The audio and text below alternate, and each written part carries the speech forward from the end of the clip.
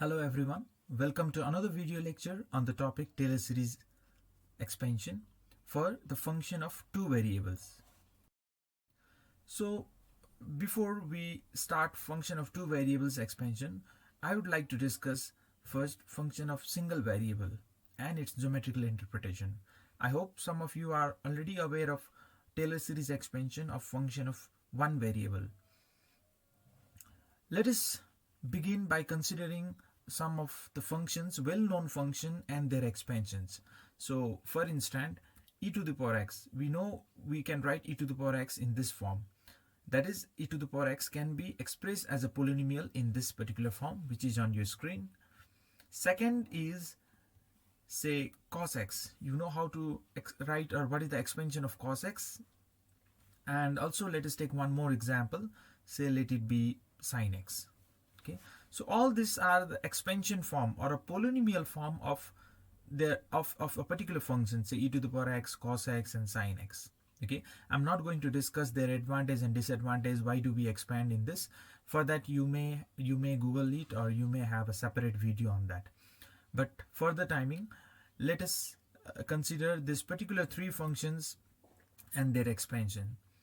Now, for your information, the above expansions are in fact the Taylor series expansion about origin. So I'll discuss couple of minutes what is the advantage of, or what is the importance of Taylor series expansion, or in fact we will discuss what do we mean by Taylor series expansion about particular point. Over here that particular point is origin. So in general, Taylor series expansion of a function about any point A can be written as this. So you have a function and you have one particular point, then you can expand that function as, or you can express that function in this form, which is in fact a polynomial form. Over here it's a functional value at that particular point, derivative at that point, second order derivative at that point, third order derivative, and so on. This goes up to infinite.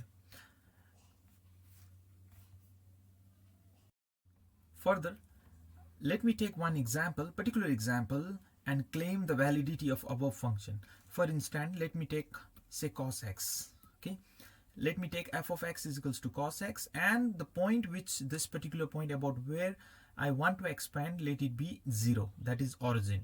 Then if you work further, what you will find is f of x will be equal to this much. That is, simply put cos of 0 over here because f is cos, then x minus 0, that is x itself. First derivative, that is differentiation of cos, is sine at 0, and second derivative you substitute over here, third derivative at 0. Then place the value. You can do this as an exercise. You can pause the video and substitute all the values over here. You will exactly get the same thing over here. Now, did you see some similarity over here? This particular expansion is same as this one. Okay, it means this was in fact the Taylor series expansion of the function cos x. Well, this particular topic which we are discussing right now is not in our syllabus.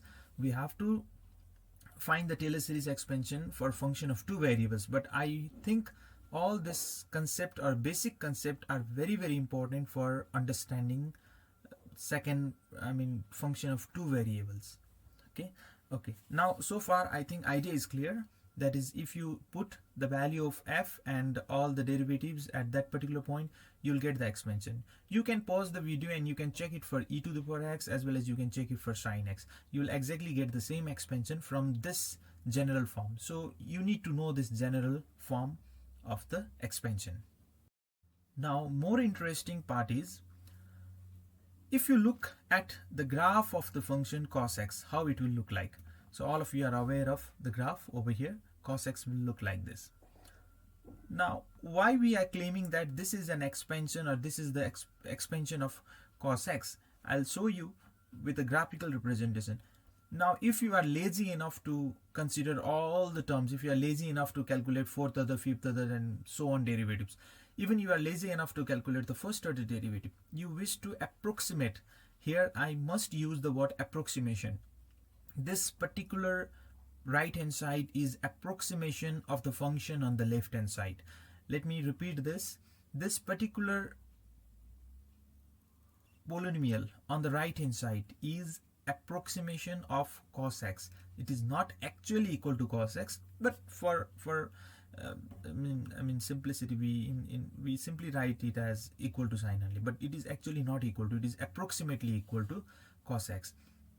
So we'll see that if you have, or if you consider this approximation only up to the first term, then let's see how close that particular expression will go to the original function. So let me show you the graph of the function f of x is equal to 1. So this is the approximation. You see, this is not, this graph don't look like a cos x, but remember this is an approximation of cos x. At least one point they share with the function cos x over here. Okay. Now if you wish to calculate up to second term, like second order term, then if you plot the graph, it will look something like this. Now these are all real-time graph which I have used some mathematical programming to draw the graph. So if you draw up to second order term, graph will look like this. Now you will say, oh yeah, this is pretty close to cos x, but not actually equal to cos x. Cos x, you know, it will go up and down like this. Now further, if you consider up to the third term, that is a fourth degree term, it will look something like this, which is pretty close to cos x. Now but it is not exactly equal to cos x. This guy is not coming down, it will go up. Okay, but cos x, you know, it will go up and down. But remember one thing, we do not approximate a function by Taylor series throughout the axis. We will approximate the function about x is equal to a. This point is important. You first figure out this x is equal to a point over here. Corresponding to this point, you will approximate the graph, and this particular small portion of the graph look pretty close to this particular graph, which is the original graph. And if you consider up to fourth or the fifth, sixth, and on, the large more number of terms you consider, more accurate will be your function. So if you continue further, you will get this as cos x. So one more important point is there. If you expand the function about origin, that is like this. These are in fact, in particular, we don't call it as a Taylor series, we call it as a Maclaurin series. The idea is pretty simple. If you expand the function about origin, it is called Maclaurin series. In fact, Maclaurin series is a particular form of a Taylor series, and you can easily verify function from this particular general form. Put a equal to 0, you will get this as a Maclaurin series. So next we will discuss a couple of problems from our tutorial note sheet. Before we solve problem, we have to first see how this Taylor series expansion look like in case of function of two variables. Okay, well, function of two variables look like this: z equals to f of xy. Let me give you one particular example, say e to the power minus x square minus y square.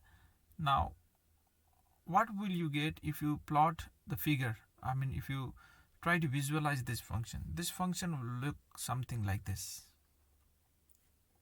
In case of function of one variable, when you plot them, you will get either a straight line or a curve in two-dimensional plane. But in case of function of two variables, when you plot them, you will get a surface instead of a curve. And this is one of the example I have cited over here. Well, idea is now pretty clear. What will happen when we approximate a function of a two variable by Taylor series expansion? Definitely, you will at any one particular point you will be approximating a function. Okay, I mean, you will be approximating surface instead of curve. As we have already discussed, in case of a curve, how do we approximate? The same is the technique, but now over here curve is replaced by surface. Well, this is geometrical interpretation, but mathematically how this function approximation look like is given by Taylor series expansion as follows. So here is an expansion of a function f of xy about point AB. Now this point may confuse you. Since it is a function of two variable, now each point is on xy plane and is of the form a comma b. So you may have, suppose you wish to approximate about origin. Corresponding to origin over here, this is the function, or this is the surface of this particular graph, for instance, then approximating about origin means you will approximate this portion of the graph by another function, and that will be given by this big expression. Well, expression look pretty big here, but it is not at all difficult. It goes hand to hand symmetry form: x fx, y fy, then when it is x square, that is x minus a square, then double derivative with respect to x. When it is x into y, x and y differentiation, and so on. You can pause the video and see the symmetriness of this. Well, first part is of the form a plus b whole square, and second part is of the form a plus b whole cube. I want you to explore this part. Now this big looking expression is what we are going to use when we solve the problem. Let me highlight this. And of course, in this case also, if you wish to approximate the function about a particular point as origin, then the function is called Maclaurin series expansion. So here is what this expression, which is a Maclaurin series. So you may substitute a and b as 0 0 about this point and verify that you will get this particular expression, which is a Maclaurin series expression. So let me highlight this as well. Now few points to remember. When we talk about function f of xy, I mean expansion of a function f of xy about point AB, sometimes you may find question, this line is important, listen. Sometimes you may find question like expand the function in power of x minus a and y minus b. So these two statements are same. You can call expansion of a function about ab, or you may call expansion of a function in power of x minus a and y minus b. It is clear from this expression, the whole expression is in power of x minus a and y minus b. Everywhere or wherever x and y is involved, it is in the form of x minus a and y minus b. One more thing is there, when it is about 0 0, then it is in power of x and y. So Taylor series expansion may asked in two form. Either it is called expansion about AB or expansion in power of x minus a and y minus b. Now we will try to solve few problems based on this. Expand function f of x y equal to this in Taylor series about, this is not about origin, this is about 1 minus 2 up to third degree term. Well, to solve the problem, we will obviously begin by considering the expansion of a function about 1 and 2. Now you can pause the video, go back and check that expansion. First of all, you try to put a and b equals to 1 and minus 2 in the whole expression. Then you will see what you will get. You will get something like this. So f of ab is 1 by 1 and minus 2 and so on. Replace everywhere a by 1 and b by minus 2. You'll get this expression.